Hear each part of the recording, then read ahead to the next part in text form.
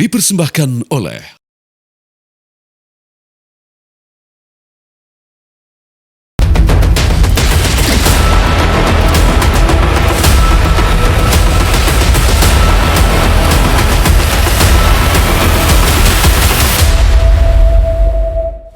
Selamat malam pemirsa, apa kabar Anda malam hari ini? Berjumpa lagi dengan saya Maria Asgaf di One on One. Karena jelang akhir tahun, sepertinya seperti biasa di tahun-tahun sebelumnya Jakarta akan kembali diuji. Mulai dari ekonomi yang harus stabil, pangan yang kemudian tak boleh goyah, dan juga tentunya keamanan di hari Natal hingga pergantian tahun yang tak boleh tanpa celah. Kita akan melihat bagaimanakah kemudian persiapan dari Pemprov DKI Jakarta jelang akhir tahun dengan segala dinamika yang ada, tentunya bersama dengan asisten perekonomian dan keuangan Sekda Provinsi DKI Jakarta, ada Ibu Suharini Eliawati. Selamat malam Ibu, Assalamualaikum. Waalaikumsalam, selamat malam. Saya panggilannya Eli saja nggak apa-apa. Siap Bu Eli, terima kasih Ibu sudah berkenan untuk berbincang-bincang bersama kami di TV One. Karena jelang akhir tahun tentu banyak yang harus kita bahas nih Bu ya. Kita coba bedah satu persatu dulu ya Bu ya. Termasuk juga yang sedang ramai diperbincangkan bagaimana kemudian kemarin usai pergantian atau relokasi para pedagang di Barito, Bu, ya kan? Mereka mengeluhkan nih, bagaimana nih kini kita jelang akhir tahun yang harusnya biasanya kemudian lagi panen rezeki gitu ya, saat ini kemudian harus berada di sentra baru yaitu sentra fauna di Lenteng Agung. Informasinya akan kemudian banyak digalakan event-event di sana, tapi sejauh ini saya ingin tahu dulu Bu, kondisinya seperti apa di sentra fauna itu? Iya, Mbak Maria, jadi yang pertama tentu kami gitu ya, saya mewakili Pemprov DKI Jakarta, terima kasih. Terima kasih karena diundang untuk menyampaikan progres-progres Pemprov DKI Jakarta, terlebih ini tadi sampaikan menjelang akhir tahun ya, pergantian tahun. Tadi kalau kita mau bicara tentang relokasi Pasar Barito, itu sebagaimana kita ketahui bersama, kita akan menjadikan taman yang terintegrasi. Kita menyebutnya adalah Taman Bendera Pusaka, gitu kan.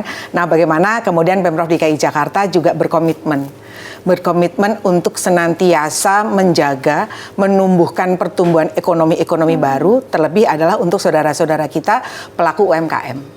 Gitu kan? Nah, kalau kondisi saat sekarang ini, kalau sudah pernah gitu ya, kawan-kawan pemirsa semuanya, lokasinya persis di depan stasiun Lenteng Agung, arah ke Depok, gitu kan? Nah, saat sekarang ini sudah terbangun kios-kiosnya. 135 kurang lebihnya. Apa kemudian dilengkapi? Dilengkapi adalah sarana fasilitas umumnya, ada MCK-nya katakanlah, kemudian tempat parkirnya, dan yang tidak kalah pentingnya di situ juga disiapkan untuk saudara-saudara kita yang memang usahanya jual beli gitu ya. Saya sampaikan adalah binatang. Jadi di situ ada tempat pemandian burung. Lengkap jadi lengkap sesungguhnya selengkap. Bahkan kemudian kami Pemprov DKI Jakarta melengkapi dengan klinik pemeriksaan hewannya. Wow. Jadi apabila kita semuanya selaku konsumen itu bisa langsung memeriksakan kira-kira hewan yang akan kita beli kondisinya seperti apa. Nah, untuk pedagang bagaimana? Untuk pedagang itu pun kita secara cuma-cuma gitu, gratis untuk mendapatkan fasilitas pemeriksaannya.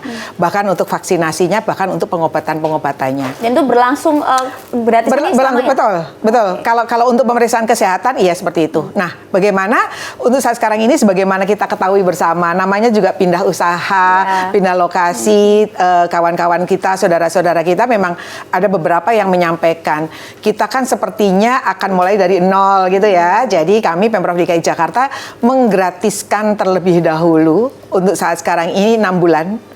Wow. Mereka tidak akan ditarik retribusi, gitu. Jadi kawan-kawan, kemudian kita setiap hari Sabtu Minggu akan menyelenggarakan kegiatan-kegiatan. Ini sudah dimulai. Contohnya apa kegiatannya adalah pasar murah di sana untuk masyarakat datang, gitu. Nah, kalau kemudian ditanya, kira-kira saat sekarang ini terbesar apa sih gitu? Kuliner sudah mulai masuk. Nah, kemudian kita juga sedang menjajaki kira-kira tenan-tenan apa ya yang bisa kemudian mempercepat proses aktivasi dari sentra fauna. Nah, kita menyebutnya teras LE, biar lebih kekinian gitu kan. Teras LE, Lenteng Agung gitu. Jadi mudah-mudahan dengan kesempatan yang baik ini gitu ya, saya sampaikan aktivasi akan senantiasa kita lakukan. Itu dia. Gitu. Nah, dilengkapi apa? Kemudahan transportasi. Ya, karena kan itu semua terintegrasi betul ya Bu ya. Karena kan ada yang kemudian khawatir Bu, kami juga sempat mewawancari beberapa pedagang yang khawatir, aduh saya kan jauh posisi tempat tinggal saya saat ini di sekitar Barito hingga kemudian menuju ke sentra Lenteng Agung gitu. Bagaimana kemudian transportasinya? Tapi kan itu terbantahkan ternyata. Betul, ya, betul. Jadi ada yang namanya mikrotrans ada dan semuanya persis di pinggir jalan raya gitu. Nah, satu lagi ya, kalau boleh cerita agak kompre gitu. Bagian yang di ujung yang belakang itu ada yang namanya kita kerjasama dengan komunitas masyarakat urban farming. Di situ ada yang menyelenggarakan urban farming yang kemudian kebayangan saya gitu. Suatu ketika juga masyarakat akan menyenangi selain berbelanja hewan gitu, mereka bisa melakukan panen sayur mayur di tengah kota, itu kan suatu kemewahan ya. Dan yang tidak kalah pentingnya sesungguhnya kita ingin memberikan edukasi kepada anak-anak kita, kepada masyarakat kita untuk menyukai sayuran, bahwa kebutuhan bahan itu bisa dipenuhi dari pekarangan yang terbatas. One stop shopping gitu ya, hiburan itu namanya Teras LE. Teras LE. Karena di Teras LE ini nampaknya pemerintah Pemprov DKI Jakarta juga tidak ingin membuat para pedagang merasa sendirian ya, karena banyak aktivasi yang dilakukan untuk bisa membantu para pedagang yang ibaratnya harus memulai dari nol gitu ya, karena berada di tempat yang baru dengan beragam aktivitas. Nah, boleh disebutkan tidak Bu, di antaranya aktivitas-aktivitas yang kemudian bisa menggayat para pengunjung ini apa selain tadi ya, di hari ya, jadi kita saat sekarang ini sedang menjalin komunitas gitu ya, komunitas pencinta burung berkicau. Kita akan dorong mereka untuk menyelenggarakan lomba-lomba itu di sana, di Teras LE itu. Kalau biasanya kita tahu di bumi perkemahan Ragunan, biasanya kan seperti itu teman-teman Jakarta Selatan. Nah, itu akan kita dorong menyelenggarakan di sana. Itu yang pertama. Yang kedua, bagaimana kemudian kita saat sekarang ini menginginkan adanya kontes-kontes ikan hias. Tidak harus di mall, tidak harus di gedung-gedung yang tertutup. Nah, itu kita bisa selenggarakan di sana. Kalau kemudian kan ada ruang teaternya juga kalau nggak salah ya, Bu, ya? Betul. Nah, sekarang ini sedang berproses gitu kan. Nah, memang benar kita juga sedang menumbuhkan untuk pohon-pohon pelindung biar lebih nyaman untuk pengunjung-pengunjung yang datang. Nah, kalau dari sekian banyak aktivitas yang akan digelar ya, terus antusiasme dari para pedagang sejauh ini seperti apa, Bu Eli? Ya, kita saat sekarang ini saya kok optimis ya gitu ya, optimis lah gitu. Begitu nanti terjadi pergerakan, terjadi omset mereka yang sesuai dengan yang diharapkan, itu mereka pasti akan banyak keinginan. Bagi kami, punten mudah-mudahan saya benar, pengamatan kami, masyarakat itu kan butuh bukti dulu gitu itu kan, dia, betul. bukti dulu, baru kemudian mereka mau. Nah, ini yang perlu kita dorong. Nah, bukti itu paling tidak sejauh ini apa yang akan digarap oleh Pemprov? Ya, jadi kalau kawan-kawan sudah pernah ke Teras LE, yang saat sekarang ini sudah mulai bergeliat adalah kuliner, memang benar, gitu. Itu kuliner. Berangsur-angsur kawan-kawan yang mempunyai usaha-usaha yang lain, itu pasti akan ikut bergerak. Nah, kalau begitu potensi nilai ekonominya seperti apa, Bu? Nampaknya kan lengkap sekali dia Teras LE. Dia mulai ada kulinernya, kemudian sentra faunanya, ada aktivitas komunitas juga di sana. Iya, jadi kalau tentang potensi ekonomi, yang pertama tadi saya sampaikan, ini adalah upaya Pemprov DKI Jakarta menumbuhkan lokasi-lokasi aktivitas ekonomi yang baru gitu. Kemudian yang kedua, kalau ditanyakan tentang potensinya, ini hitung-hitungan kasar gitu ya. Kalau satu hari saja 100.000 deh, meskipun sesungguhnya kalau yang teman-teman kuliner yang sudah kita data, terlalu dikit lah itu ya. 350 gitu. Tapi kan oke lah kita ngambil yang angka 100.000 gitu. Itu tidak kurang, mereka 1 bulan itu 1 miliar sekian. Gitu kan. Nah, kalau mereka kemudian 6 bulan saat sekarang ini mereka mulai awal masuk, itu tidak dikenakan kewajiban apapun gitu. Mereka hanya berkurang untuk potensi mereka transportasi, potensi mereka untuk makan, sama potensi mereka untuk operasional. Kami kalau menurut saya sih, hemat saya, itu adalah cukup. Nah, kalau kemudian dimungkinkan gitu ya, bagaimana sih sesungguhnya kalau mereka butuh penguatan modal? Kan kita punya Bank Jakarta. Gitu ya. Jadi fasilitasi juga dong tentu. Iya, dan tentu itu kita bisa fasilitasi. Kalau secara binaan, mereka adalah binaannya Dinas PPK UKM yang nanti akan membuat surat keterangan bahwa mereka benar binaan kita tinggal di sana, layak untuk mendapatkan bantuan kur gitu ya, kredit usaha rakyat. Artinya sebenarnya apa yang menjadi kekhawatiran para pedagang ini juga semuanya ternyata sudah dipikirkan, sudah difasilitasi juga Iya. gitu ya. Hanya kemauan saja untuk pindah ke Iya, lokasi yang dan baru. pembuktian. Makanya yuk kita bersama-sama, sekali lagi saya sampaikan, Pemprov DKI Jakarta tidak bisa berjalan sendiri. Bagaimana kita tetap berjalan bersama-sama dengan kawan-kawan komunitas, dengan masyarakat itu sendiri. Saran masukan tentu kita perbaiki ya kalau memang kemudian ada hal-hal yang bisa kita toleransi. Menarik sekali teras LE. Kita nantikan juga nanti gebrakan-gebrakannya di teras LE. Ya. Tapi kalau kita bisa berbicara lebih lebar lagi soal UMKM gitu Bu Elia, apa yang kemudian akan dilakukan begitu ya oleh Pemprov DKI Jakarta soal pengembangan potensi sentra-sentra ekonomi di wilayah DKI Jakarta agar UMKM kita juga semakin maju lagi, tidak hanya dari pedagang bar itu saja gitu. Ya, jadi kalau mau bicara tentang segmen gitu ya, tentang UMKM itu ada yang bergerak pada bidang fashion, ada yang bidang kuliner. Betul. Ada juga yang jasa loh gitu dan yang lain-lainnya. Iya, justru memang Jakarta kan mendawamkan dirinya sebagai kota jasa dan perdagangan kan gitu. Nah, kalau kita bicara tentang UMKM fashion gitu, kita harus mengajak mereka tidak hanya pada yang kelas UMKM menengah ke bawah saja. Tapi suatu ketika kita juga harus memberikan mimpi mereka, mengajak mereka untuk naik kelas. Nah, bagaimana kemudian kita menyiapkan? Mesti kawan-kawan tahu yang namanya Lokbin, Loksem, itu kan sesungguhnya hanya tempat untuk inkubasi mereka. Ya, wadah ya. Iya, hanya wadah. Jangan sampai kemudian kita cita-citanya seumur hidup ada di sana. Oh enggak seperti itu gitu. Begitu kita berikan pendampingan mereka, pelatihan mereka, kemudian tambahan modal mereka, itu harusnya mereka bisa nanti naik kelas. Nah, yang menariknya lagi, Pemprov DKI Jakarta juga kerjasama dengan pusat-pusat perbelanjaan untuk memberikan lokasi-lokasi mereka agar UMKM bisa ikutan di dalam berjualan di sana. Oh wow, dan ini sudah dijajaki saat ini? Dan itu sudah dijajaki. Di antaranya adalah di Citos kalau boleh nyebut nama lokasi. Nah, nanti saya akan ceritakan. Apalagi ya upaya Pemprov untuk akhir tahun ini ya untuk menutup. Pokoknya seru deh. Nah, banyak nih, kita bahas satu deh Bu ya. Kalau gitu kita jeda dulu, termasuk juga yang mau ditanyakan biasa akhir tahun, mama udah pada pusing nih. Gimana nih harga-harga pangan kita gitu ya. Terlebih lagi yang saat ini sudah mulai memasuki musim penghujan Bu ya. Khawatir juga nih para ibu rumah tangga. Kita akan membahas sesaat lagi ya. Saja tetap bersama kami di One on One.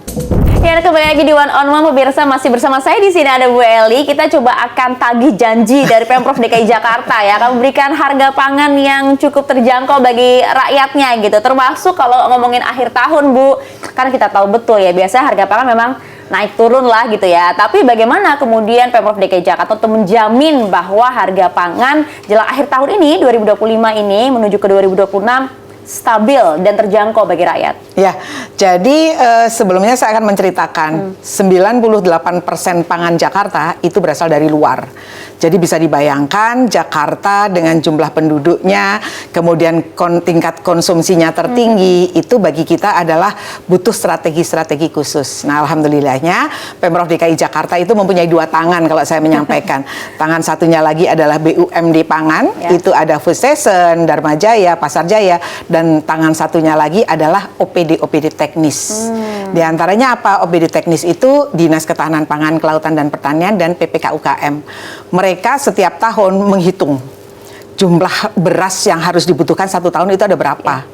Daging sapi, daging ayam, cabai, pokoknya 9 pangan strategis gitu. Nah, mereka setelah menghitung disampaikanlah ke teman-teman BUMD, kewajiban teman-teman BUMD yang mencari supply-nya. Bicara tentang akhir tahun, supply demand menjadi hal yang penting untuk dibicarakan. Peningkatan tertinggi gitu untuk Nataru itu berbeda dengan Ramadan dan Lebaran. Jadi begitu Nataru, tertinggi apa yang dibutuhkan oleh masyarakat itu telur, daging sapi, kambing, ayam, kemudian beras diantaranya gitu. Nah, ini bagi saya hari Kamis terdahulu kami melakukan yang namanya high level meeting. TPID, Tim Pengendali Inflasi Daerah, itu lengkap dengan Forkopimdanya, BI, OJK, itu kami menyajikan data bahwa seluruh komponen bahan pangan strategis kita dalam angka yang cukup sampai bulan Januari. Ketersediaannya ya? Ketersediaannya cukup. Di antara apa misalnya ya, satu hari Jakarta itu butuh 120 ton cabai merah, 60 ton daging sapi kerbau, ayam kurang lebih pada angka 750.000 ekor sampai 1 juta. Nah, ini kita sudah menghitung sampai nanti bulan Januari 2026 itu angkanya cukup. Di mana saja stoknya gitu kan? Di antaranya tadi saya sampaikan di BUMD pangan kita, kemudian Bulog, kemudian adalah retail modern atau pergudangan-pergudangan. Jadi satu yang perlu saya sampaikan di sini, yang penting masyarakat Jakarta jangan panik buying ya. Itu dia, aman kok kesediaannya ya. Betul. Stoknya aman, stoknya. Betul. Jadi begitu masyarakat panik buying itu kita agak susah mengaturnya gitu. Nah, nanti kita mudah sekali kan. Nanti dibilangkan stok nggak ada, nanti harganya dinaikkan. Jadi itu perlu edukasi kepada seluruhnya, perlu kerjasama kepada seluruhnya. Yuk kita menahan yuk kalau belanja secukupnya saja. Betul. Seminggu kita butuh berapa ya itu. Kami Pemprov DKI Jakarta senantiasa melakukan sinergi dengan pemerintah pusat, dengan BUMN, BUMD dan masyarakat pelaku usahanya menyiapkan. Iya, dan juga untuk membantu ya untuk menstabilkan harga pangan itu tadi kan Bu ya, Ya. karena segala upaya sudah digerakkan nih sama Pemprov nih, masyarakat juga bantu dong. Ya. Gitu. Kalau stoknya aman Bu, Betul. tapi kalau saya cari nih Bu ya, kita di mesin mencari di Ya. internet gitu ya, harga beras dan daging ayam DKI Jakarta naik. Aduh, baca kayak gini nih Ya. Mak besok daripada pusing nih. Ya. Ada nggak sih program-program yang digalakan, bantu dong Bu para rakyatnya gitu loh. Ya, jadi ini ada kuncinya gitu ya. Yuk masyarakat Jakarta yang namanya kota global, kita kan suka takut ya kalau ketinggalan handphone. Betul. Jadi setiap jam 10 itu Info Pangan Jakarta senantiasa melakukan upgrade harga-harga pangan di pasar-pasar terdekat kita. Itu real time. Real time, setiap jam 10 itu akan diganti harganya yang paling update. Contoh, misalnya kita rumahnya adalah daerah Lenteng Agung, pasti saya belanjanya di pasar Lenteng Agung. Kira-kira setelah jam 10 itu harga ayam ada berapa sih? Harganya berapa sih gitu. Kemudian beras yang medium, premium atau kelas yang berapa itu ada di sana. Lengkap di situ. Lengkap di situ. Jelas. Nah, tadi disampaikan harga ayam naik, harga cabai naik, iya. Saya sampaikan iya. Kenapa? Memang seperti ini adalah siklus tahunan. Begitu efek supply demand tadi sampaikan, kalau kebutuhan naik pasti harga akan mengikuti. Tapi saya sampaikan di sini, kami Pemprov DKI Jakarta melakukan intervensi sehingga kenaikannya masih pada koridor yang nyaman. Saya sampaikan yang nyaman untuk konsumen, tapi kita juga jangan sampai merugikan petani kita. Kasihan gitu kan. Karena kan memang karena situasi ya. Betul. Nah, tantangan masyarakat Jakarta satu lagi, Mbak. Kalau daerah produsen kita hujan deras gitu, hujan tinggi, itu kan memasukkan pangan ke Jakarta itu juga butuh transportasi. Kemudian di sana ada nggak sih yang mau manen? Cabai tersedia, siap panen, tapi tenaga kerja untuk panennya nggak ada. Itu juga butuh strategi tersebut. Nah, artinya apa? Kami saat sekarang ini melakukan penguatan kerjasama antar daerah. Itu bagi kita adalah sangat penting. Ya, tapi kan artinya kalau masyarakat kan sudah diedukasi harus sudah paham ya. Tapi dia maunya cuma taunya begini Bu, ini harganya naiknya sampai kapan? Nah, adalah kepastian karena kan Pemprov kan juga pasti akan melakukan intervensi itu tadi kan Bu. Ya. Nah, antara lain apa kita melakukan gerakan pangan murah. Itu diselenggarakan di setiap harinya ada di 93 lokasi. Kalaupun kemudian kantor-kantor yang lainnya ingin diadakan, silahkan menghubungi kantor-kantor wali kota terdekat atau dinas PPK UKM terdekat atau bahkan ke kecamatan-kecamatan terdekat. Nanti kami akan bantu fasilitasi. Seperti itu yang pertama. Kemudian yang kedua apa? Yang kedua kita memberikan bantuan pangan subsidi untuk masyarakat tertentu. Hanya membayar 126.000 saja masyarakat bisa mendapatkan beras 5 kilo. Daging ayam 1 ekor, daging sapi kerbau 1 kilo, ikan kembung 1 kilo, kemudian telur 1 kilo. Susu 24 dus gitu ya. Itu khusus untuk anak-anak kita pemegang KJP.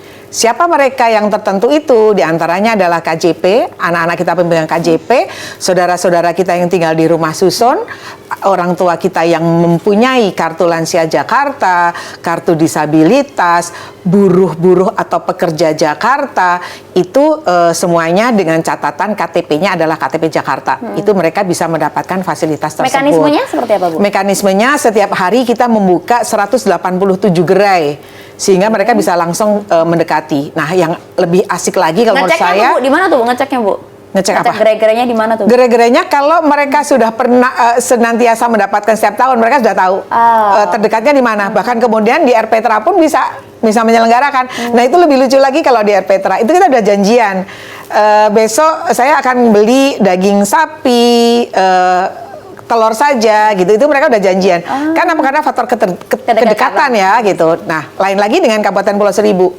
Kabupaten Pulau Seribu biasanya kita kerjasama dengan Bank Jakarta. Bank Jakarta sudah akan swab terlebih dahulu. Jadi sudah pasti nih mereka akan beli apa saja. Kemudian kita drop sesuai dengan kebutuhan. Ya, dan tentunya kan jelang akhir tahun ini juga program-program seperti pangan murah kan juga digalakan terus ya sama Pemprov ya di sejumlah daerah, termasuk juga di pasar-pasar, Bu. Betul, termasuk di pasar-pasar. Pokoknya yang ada pasar jaya itu pasti ada gerainya. Kemudian kalau boleh melebar sedikit dalam rangka Natal pun kawan-kawan kita panitia Natal Pemprov DKI Jakarta menyelenggarakan juga pasar murah menghadapi Natal. Oh, oke, menarik sekali. Dan ini juga pertanyaan harus saya tanyakan, Bu, ya, soal anggaran. Mohon maaf nih. Soal anggaran nih, karena banyak juga yang khawatir bahwa dengan adanya efektivitas gitu, efisiensi anggaran gitu ya, ini akan memangkas tidak sih anggaran program-program subsidi pangan, Bu? Ini ketar-ketir juga nih, Mak-mak. Ya, perlu saya sampaikan di sini, Bu, Bapak, kawan-kawan semuanya, pemirsa, bahwa tidak terjadi pengurangan atau pemotongan anggaran untuk pangan bersubsidi untuk masyarakat tertentu. Gitu. Kalau kemudian angkanya beda dengan tahun 2025 sekarang ini, iya. Nah, itu biasanya kita akan top up, istilahnya akan kita tambah pada saat pembahasan anggaran perubahan. Itu yang pertama. Yang kedua, karena pangan ini adalah bersifat wajib mengikat, itu kita bisa lakukan pergeseran dengan apa?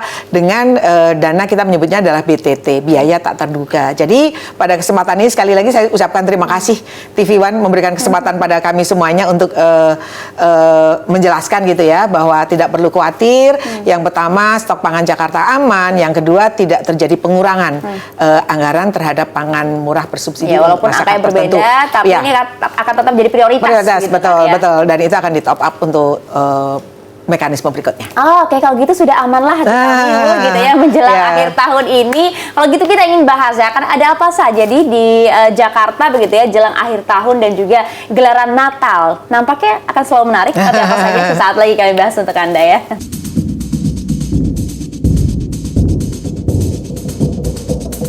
Ya, terima kasih pemirsa Anda masih bersama kami di One on One. Ini biasanya Jakarta nih Bu Eli ya, jadi salah satu tujuan nih ya untuk menghabiskan libur Natal dan juga Tahun Baru karena banyak sekali kegiatan yang akan digelar. Tapi sebelum sampai di sana, apa sih persiapan dari Pemprov Jakarta begitu ya menghadapi libur Natal dan pergantian tahun ini? Iya, jadi memang seru sekali. Kami mencoba memilah gitu. Kalau pada saat Lebaran itu Jakarta ditinggalkan penghuninya, tapi pada saat Natal dan Tahun Baru, terutama pergantian malam Tahun Baru, itu Jakarta kedatangan tamu. Nah, karena kami tuan rumah, tentu kami harus memuliakan gitu ya tamu-tamu kita. Di antaranya apa?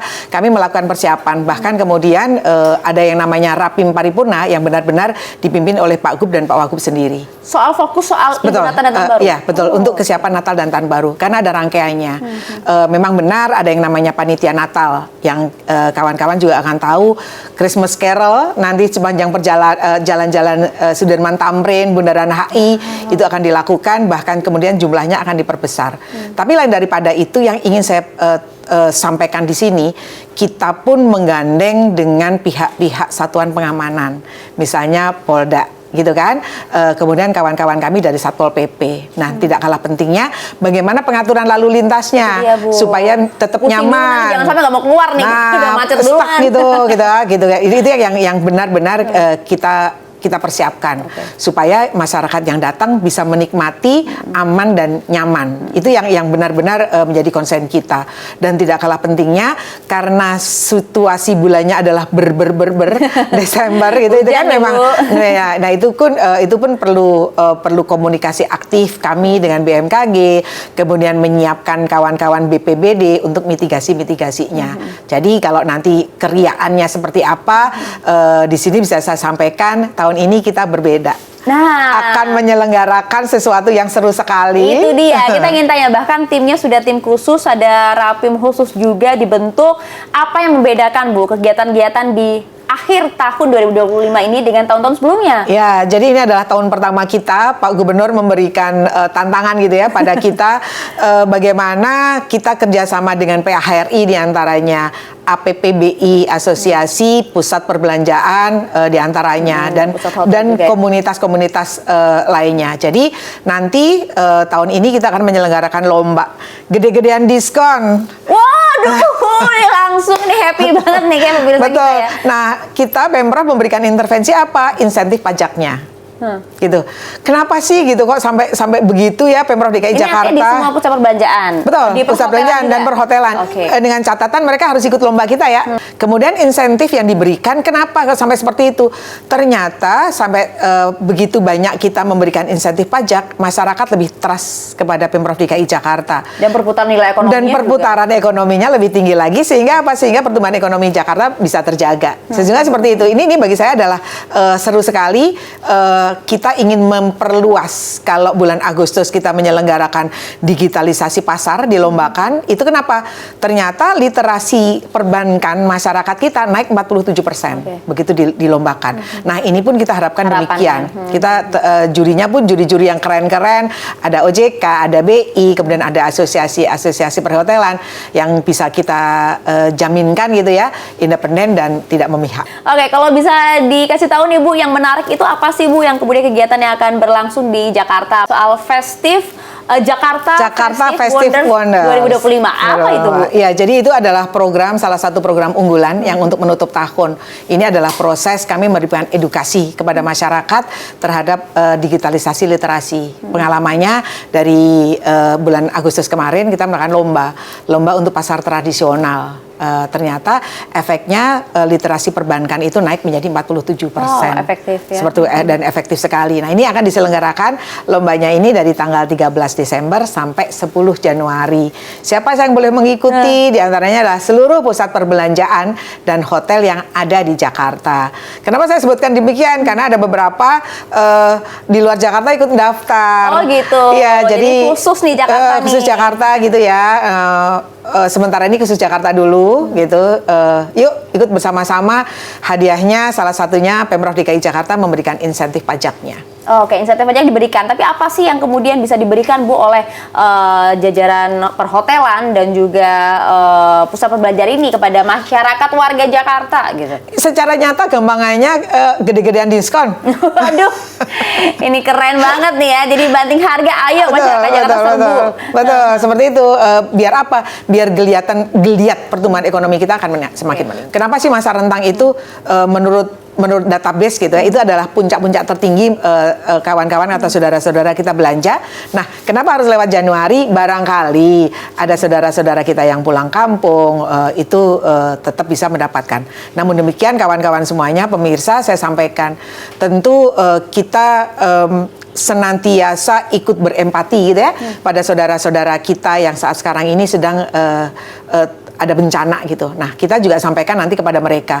Pemprov DKI Jakarta senantiasa membuka ruang-ruang untuk berdonasi. Itu yang bagi saya adalah perlu saya sampaikan di sini. Itu dia ya, termasuk juga kalau misalnya kemudian ada diskonnya di perhotelan dan juga pusat-pusat perbelanjaan nih yang biasanya kalau nggak ada diskonnya juga udah padat gitu ya Bu ya. Apalagi nanti akan ada diskon besar-besaran jelang akhir tahun.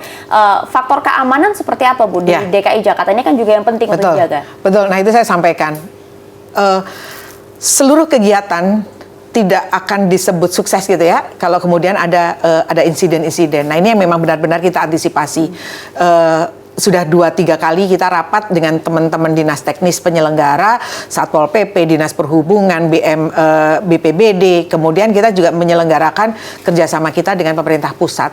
Dalam hal ini kita sebut gitu ya, Forkopinda, yang memang akan benar-benar ikut terjun bersama-sama untuk pengamanannya. Nah, ini pun bagi saya adalah perlu nanti kita berikan edukasi kepada masyarakat terhadap titik-titik panggung-panggung yang akan kita sebar. Jadi crowd-nya itu tidak hanya satu titik, semua wilayah juga nanti akan menyelenggarakan. Nah, termasuk juga begini Bu, kalau kemudian melihat jelang akhir tahun begitu ya, karena kan biasanya kan ada acara puncak tuh ya, malam tahun baru gitu ya. Tapi tahun ini juga akan menggelar acara demikian nggak? Ya. Jadi memang itu selalu ada. Kita nanti menghitung mundur gitu kan. Itu yang paling seru kan seperti iya. itu. Nanti ada beberapa titik. Teman-teman wali kota pun menyelenggarakan juga. Panggung-panggung seperti itu? Panggung-panggung seperti itu. Nah, teman-teman wali kota menyelenggarakan sendiri di mana menjadi ikon-ikon wilayahnya mereka sendiri. Itu bagi kita adalah sangat penting untuk memecah untuk mendekati masyarakat supaya tidak perlu jauh-jauh gitu. Namun demikian seperti biasa kita juga menyelenggarakan misalnya di Bundaran HI, misalnya di Kota Tua, misalnya di Monas. Oh, jadi akan ada banyak panggung. Akan Bu? ada banyak panggung seperti itu. Nah, kalau panggung tentu tidak hanya panggung doang dong gitu ya. Hiburannya Ada dong. artis-artis seperti itu yang tentu kalau kami mengharapkan kita juga akan menghitung itu. Kira-kira potensi atau perputaran uang pada saat itu tuh berapa? Hunian hotel kita ada berapa sih gitu. Itu yang bagi saya adalah sangat penting untuk membuat pijakan. Kira-kira strategi untuk pertumbuhan ekonomi kita ke depan. Nah, strategi udah kalian buat kalau sama Bu Eli ini potensi sudah dihitung tuh semuanya. Jadi kalau potensi nilai ekonomi perputaran gitu ya, potensi akan terjadi di libur Nataru ini berapa besar di Jakarta, Bu? Pembandingnya gitu ya, pembandingnya kalau kawan-kawan tahu waktu Jakim bulan Juni kemarin itu dengan jumlah peserta 30.000 itu tingkat perputaran uangnya dihitung oleh BTN 287 miliar. Tingkat okupasi hotelnya penuh gitu kan. Nah, kalau kemudian kita bandingkan lagi gitu kan untuk malam tahun baru ini gitu. Apalagi dengan ada diskon tadi saya sampaikan, itu kita punya ekspektasi positif, Mbak. Nah, kita didampingi oleh BI, kemudian BPS untuk menghitung hal tersebut. Bahkan sampai kemudian ada yang tahu gitu Starling gitu, mamang-mamang Starling banyak kan. tuh ya, Bu, sekarang. Kan itu kan banyak kan. Nah, itu pun kita hitung potensinya gitu. Kira-kira efeknya berapa sih untuk menimbulkan malam tahun baru itu terhadap sampai mereka. ke UMKM terkecil. Betul, ya? sampai UMKM terkecil. Nah, nantinya di panggung-panggung itu pun kita juga memfasilitasi kawan-kawan UMKM yang ikut bazar gitu. Artinya harapannya potensi nilai ekonomi perputarannya pada libur Nataru kali ini akan lebih besar dibanding tahun kemarin. Sepertinya seperti itu, akan lebih besar dari tahun kemarin. Kenapa? Yaitu Pemprov DKI Jakarta memberikan insentif. Pasti saya kok rasanya optimis ya. Tapi nanti kalau enggak, toh nanti bulan Januari kita nanti ketemu lagi.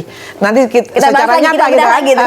kita bedah lagi. Kenapa gitu? Karena itu untuk pijakan kita semester 1, semester 2, kemudian triwulan 1, triwulan 2. Iya, karena gini Bu, kita juga jadi mempertanyakan gitu, kok gencar sekali gitu Pemprov DKI Jakarta bikin kegiatan-kegiatan Betul, gitu untuk memaksimalkan potensi nilai ekonomi yang ada. Memangnya seberapa besar begitu ya presentase sumbangan potensi nilai ekonomi dari libur Nataru terhadap pertumbuhan ekonomi di Jakarta? Ya, jadi yang namanya inflasi gitu, kita menyebutnya kan gini, inflasi yang terjaga dan terkendali.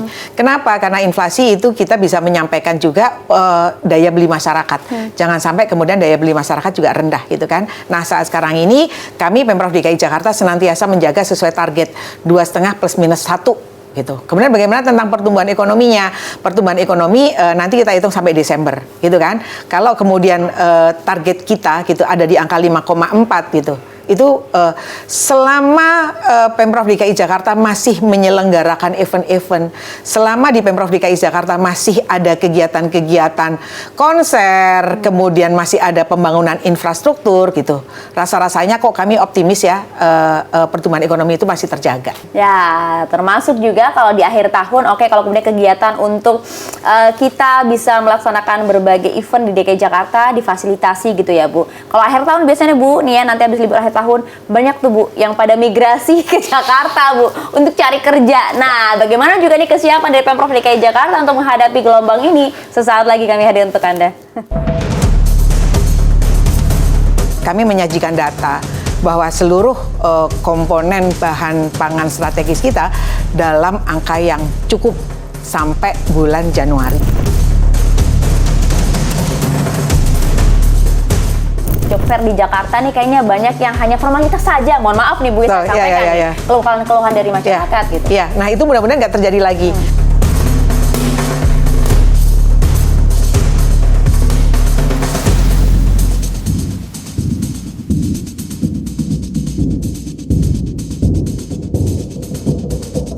Oke, ada kembali di di One on One pemirsa, masih bersama saya saat ini ada Bu Eli yang kita ingin membahas bagaimana sebenarnya kalau di awal tahun Bu Eli, nggak bisa dipungkiri Jakarta ini kan menjadi apa ya, magnet ibaratnya, magnet para pencari kerja baik dari wilayah Jakarta maupun juga dari wilayah sekitar Jakarta, bahkan juga dari luar kota gitu Bu. Nah, ada nggak sih Bu strategi dari Pemprov DKI Jakarta untuk bisa paling tidak mengatasi nih jumlah pekerja di DKI Jakarta agar bisa tetap efektif dan juga masyarakat juga bisa nyaman gitu? Ya, jadi tarikan data kita menyebutnya adalah TPT, tingkat pengangguran terbuka, itu 1 tahun 2 kali, setiap bulan Februari sama bulan Agustus. Nah, bulan Februari tahun 2025 kalau dibandingkan dengan Agustus 2024 itu memang terjadi peningkatan. Kenapa? Sebagaimana kita ketahui, proses bulan itu adalah Ramadan dan Lebaran. Ini adalah bagi kita cerita klasik gitu ya, saudara-saudara kita pulang kemudian datang ke Jakarta gitu. Nah, begitu Agustus itu terjadi penurunan gitu ya. Apa sih kemudian upaya-upaya Pemprov DKI Jakarta dalam menanggulangi tingkat pengangguran? Di antaranya kita tidak hanya membuka job fair yang kita tahu, tapi kita juga harus memberikan kesiapan kepada saudara-saudara kita untuk masuk dalam dunia kerja. Apa diantaranya? Melalui Dinas TKTE, Dinas Tenaga Kerja, Transmigrasi dan Energi, itu menyelenggarakan pendidikan-pendidikan atau pelatihan-pelatihan. Di antaranya kita mempunyai PPKD, Pusat Pelatihan Daerah gitu ya. Seluruh masyarakat Jakarta boleh daftar Mbak di sana Mbak. Kurang lebih ada 1.000 ya itu sekarang ini ya. Kemudian satu lagi kita memfasilitasi dengan MTU, Mobile Training Unit, yang lebih bisa mendekati. Jadi apa? Jadi saya rumahnya di Ciracas, nggak perlulah datang-datang ke Pulau Gadung. Itu kan saya harus membutuhkan ongkos gitu ya. Tapi MTU itu yang akan mendatangi. Biasanya kalau lurahnya, camatnya itu mempunyai area-area yang besar gitu, yang bisa untuk parkir mobil-mobil itu, kita menyelenggarakannya di sana. Contoh yang mudah-mudahan kita masih ingat, bulan Agustus kemarin kita menyelenggarakan di Velodrome. Gitu ya, itu ada mobil training unit kita laksanakan di sana. Berapa paketnya gitu biasanya, kalau untuk make up gitu biasanya 30 hari, untuk menjahit tentu berbeda lagi, dan yang lebih asiknya lagi tidak hanya hal-hal yang make up itu kita membayangkan memang bisa ya di mobil ya, itu sampai ke kursus bahasa pun kita selenggarakan. Kenapa gitu? Saat sekarang ini kita sedang menjajaki. Antusiasmenya tapi seperti apa Bu? Antusiasme masing-masing lurah kan memberikan tuh Mbak daftar gitu ya ke teman-teman kita Satlak gitu. Itu kalau kata kita gitu, kata data gitu, itu pasti ada inden Mbak.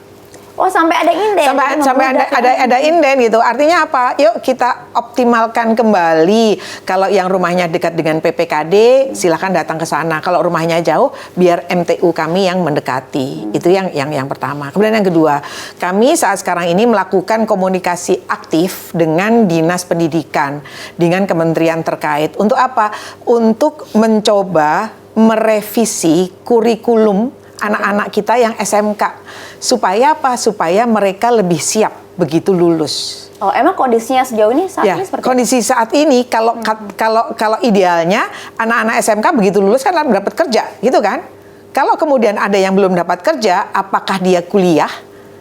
Kalau kuliah ya harusnya gitu, dia SMA dong jurusannya, nggak SMK gitu kan. Nah itu yang perlu kita evaluasi saat sekarang ini, dan bagi saya itu adalah menarik. Kenapa lagi? Jadi beberapa waktu gitu saya berkesempatan mendampingi Pak Gubernur audiensi Pak Menteri Migran itu ke Pemprov DKI Jakarta menawarkan untuk kurikulum vokasi migran yang masuk dalam kurikulum anak-anak SMK, dan bagi saya itu adalah menarik. Menariknya lagi, kita juga menjajaki Mbak dengan negara-negara sekitar kita. Kira-kira contoh gitu, kalau boleh menyebut Jepang katakanlah, apa sih yang dibutuhkan di Jepang, tenaga kerja apa sih gitu. Kalaupun tukang cat, mereka menginginkan adalah tukang cat yang sudah tersertifikasi. Nah itu tantangan kita. Kalau kemudian kendalanya bahasa, itu tantangan kita. Nah kemudian kita jawablah teman-teman TKTE, Pemprov DKI Jakarta melalui dinas terkait menyelenggarakan. Mencoba menjawab supaya apa? Supaya saudara-saudara kita pun memang benar-benar akan bisa terserap. Gitu. Ya karena jadi kesiapan, kemampuan SDM. Betul. Nah itu kita menyiapkan secara peningkatan kompetensinya. Usaha lainnya apa? Usaha lainnya kita menyelenggarakan job fair yang dilakukan di seluruh kecamatan, gitu kan. Nah, sampai kemudian kawan-kawan mudah-mudahan masih ingat menyelenggarakan job fair secara tematik untuk saudara-saudara kita disabilitas, gitu. Nah, itu juga kemarin banyak menjadi sorotan. Nah, itu itulah Pemprov DKI Jakarta hadir untuk seluruh masyarakatnya. Setidaknya gitu upaya-upaya kita mereka mendapatkan perlakuan yang sama. Gitu kan, itu yang kita butuhkan. Nah, saat sekarang ini kurang lebih ada di angka 700 gitu perusahaan yang sudah bekerja sama dengan kita, kemudian 1000 masyarakat yang sudah terakomodir karena adanya job fair. Nah, tentu kita juga evaluasi kira-kira efektif ya, atau saran masukan, atau kira-kira perbaikan apa ya untuk tahun 2026 nanti terhadap job fair gitu. Iya. Nah, kan job fair ini kan juga kemarin sempat banyak diperbincangkan juga, Bu. Ya. Banyak juga para ahli, para pakar yang menyampaikan di era sekarang nampaknya job fair sudah nggak efektif lagi deh gitu kan, karena kemudian kita tahu banyak sekali para pencari kerja yang harus berdesak-desakan karena menanti job fair ini untuk bisa menjadi penopang hidup mereka dan lain-lain. Menurut Ibu seperti apa? Efektif tidak sih? Mengapa Jakarta masih banyak gelar job fair saat ini? Ya, itu salah satunya saya sampaikan. Begitu kita menyelenggarakan 6, 3, 7, 10 kali job fair, tentu kan kita melakukan evaluasi. Nah, ada satu yang bagi saya adalah menarik. Jadi, untuk job fair berikutnya, kita harus sudah mempunyai kuota yang pasti. Misalnya, perusahaan X butuh akuntan 7. Nah, itu harus tercantum di dalam infografis yang ditayangkan. Menarik, karena banyak sekali yang kemudian berkomentar, Bu, aduh job fair di Jakarta nih kayaknya banyak yang hanya formalitas saja. Mohon maaf nih, Bu, saya sampaikan keluhan-keluhan dari masyarakat gitu. Iya, nah itu mudah-mudahan nggak terjadi lagi. Kalau kemudian kita bisa memberikan secara nyata informasi-informasi dibutuhkan. Kalau kemudian katakanlah gitu ya, kita membuka job fair di Kecamatan Ciracas misalnya. Saya butuh akuntan 7, butuh satpam 10, butuh siapa-siapa. Kalau saya tidak ada yang di sana, kan saya nggak perlu datang kan? Saya udah jauh-jauh datang, ternyata tidak. Itu bagi saya adalah salah satu evaluasi yang kita lakukan. Yang akan kemudian, itu yang pertama. Kemudian yang kedua, apa iya harus secara fisik saya datang? Bisa nggak sih secara online? Gitu kan? Nah, saat sekarang ini ada platform namanya Saynaker. Ya, itu pun bisa kita melakukan secara online. Gitu itu. Nah, satu lagi saya sampaikan, yuk kita menjadi anak-anak atau menjadi masyarakat Jakarta yang memang proses saat sekarang ini memang kita kota global gitu. Digitalisasi kita harus aktif juga, betul. Dan tak kalah pentingnya ya kita memang harus meningkatkan kompetensi kita sendiri. Karena yang menarik, Bu, kalau kami pantau, kami lihat gitu ya kan, angka pengangguran di Jakarta untuk saat ini kan 6,18%. Itu lebih rendah loh dibandingkan tahun kemarin gitu kan. Apa yang kemudian bisa menjadi pembelajaran agar tahun depan angkanya bisa semakin turun lagi, Bu Eli? Iya, itu yang saya sampaikan pertama, Pemprov DKI Jakarta tidak bisa jalan sendiri, gitu kan? Kita butuh partner-partner. Makanya kemudian kita melalui Dinas TKTE melakukan feedback terhadap perusahaan-perusahaan yang ada di DKI Jakarta. Kita sudah mulai menghimpun untuk tahun depan mereka tuh butuh apa saja. Kalau kemudian mereka akan ada rekrutmen, datang yuk dengan TKTE yuk, karena kita punya datanya nih, teman anak-anak kita SMK punya potensi nih seperti itu. Dengan harapan ya dapat semakin menurunkan TPT itu. Sekali lagi saya sampaikan, pada saat kita melakukan job fair, itu kita nggak bisa membatasi yang datang apakah harus KTP Jakarta, karena banyak juga yang di luar Jakarta. Ya itu dia, karena kan kemudian banyak yang paling tidak kan Pemprov Jakarta sudah berikan wadah begitu ya, tapi lagi-lagi memang harus ada perbaikan di sana gitu kan. Kemudian juga Pemprov Jakarta menerima kan berbagai masukan dari banyak pihak. Iya dong. Sekali lagi suatu program itu akan berjalan baik kalau kemudian bisa diaplikasikan, diimplementasikan. Nah, kami Pemprov DKI Jakarta bukan orang yang tipis kupingnya. Kritik, saran, masukan tentu akan kita evaluasi, apalagi kalau kemudian itu membawa kebaikan kan untuk masyarakat dan bisa merasakan. Oke, menarik sekali kan sampai kalau kita menghabiskan akhir tahun begitu ya Bu ya, nanti di wilayah Jakarta dengan banyaknya kegiatan-kegiatan yang akan dilakukan begitu ya Bu. Mungkin di momen ini Bu Eli, apa yang mau disampaikan kepada warga Jakarta jelang libur Natal dan juga Tahun Baru ini untuk kemudian bisa memanfaatkan berbagai subsidi, insentif dan juga kegiatan yang sudah digelar oleh Pemprov DKI Iya, Jakarta? kami tentu Pemprov DKI Jakarta ingin mengajak bersama-sama seluruh masyarakat untuk menjaga keamanan, menjaga kenyamanan, kebersihan, keindahan kota, kemudian tetap selalu waspada terhadap mitigasi bencana. Kemudian sekali lagi saya sampaikan, yuk kita tetap meningkatkan empati kita kepada saudara-saudara kita yang saat sekarang ini mengalami musibah bencana gitu ya. Bersama-sama tentu kita akan membangun kota Jakarta kita menjadi lebih baik lagi. Wow, terima kasih banyak Mbak Eli atas waktu bersama kami di One on One, sudah menjawab banyak hal termasuk juga bagaimana persiapan jelang libur Natal dan juga tahun baru begitu, memberikan kepastian paling tidak kepada rakyat gitu ya, masyarakat Jakarta untuk bisa percaya kepada pemerintah dalam menghabiskan waktu di libur Natal dan tahun baru ini. Terima kasih banyak Mbak Eli sekali lagi. Kami akhiri One on One hari ini pemirsa, saya Maria Asgaf pamit. Terima kasih. Sampai jumpa.